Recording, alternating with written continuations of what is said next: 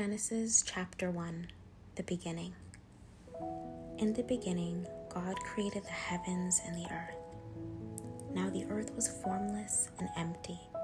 Darkness was over the surface of the deep, and the Spirit of God was hovering over the waters. And God said, "Let there be light," and there was light. God saw that the light was good, and he separated the light from the darkness. God called the light day, and the darkness he called night. And there was evening, and there was morning, the first day. And God said, "Let there be a vault between the waters to separate water from water." So God made the vault and separated the water under the vault from the water above it. And it was so.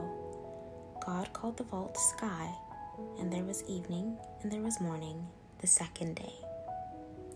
And God said, "Let the water under the sky be gathered to one place, and let dry ground appear." And it was so. God called the dry ground land, and the gathered waters he called seas. And God saw that it was good. Then God said, "Let the land produce vegetation, seed-bearing plants and trees in the land that bear fruit with seed in it, according to their various kinds." And it was so. The land produced vegetation, plants bearing seed according to their kinds, and trees bearing fruit with seed in it according to their kinds. And God saw that it was good. And there was evening, and there was morning, the third day. And God said, "Let there be lights in the vault of the sky to separate the day from the night, and let them serve as signs to mark sacred times and days and years, and let them be lights in the vault of the sky to give light on the earth." And it was so. God made two great lights, the greater light to govern the day, and the lesser light to govern the night. He also made the stars. God set them in the vault of the sky to give light on the earth, to govern the day and the night, and to separate light from darkness. And God saw that it was good.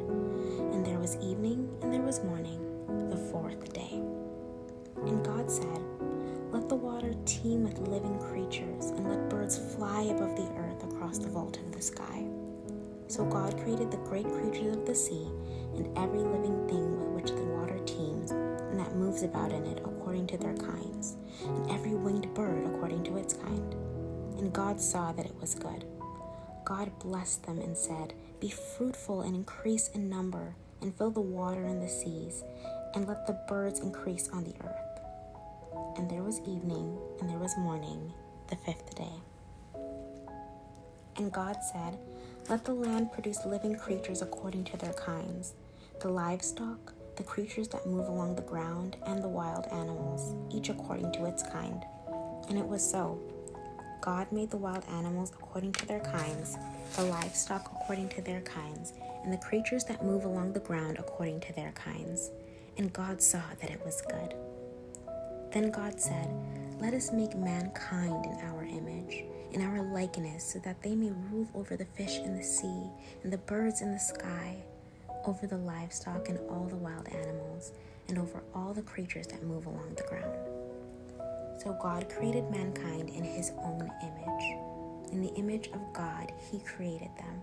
Male and female he created them. God blessed them and said to them, "Be fruitful and increase in number. Fill the earth and subdue it. Rule over the fish in the sea and the birds in the sky, and over every living creature that moves on the ground." Then God said, "I give you every seed-bearing plant on the face of the whole earth, and every tree that has fruit with seed in it. They will be yours for food. And to all the beasts of the earth, and all the birds in the sky, and all the creatures that move along the ground, everything that has breath of life in it, I give every green plant for food." And it was so. God saw all that he had made, and it was very good. And there was evening, and there was morning, the sixth day.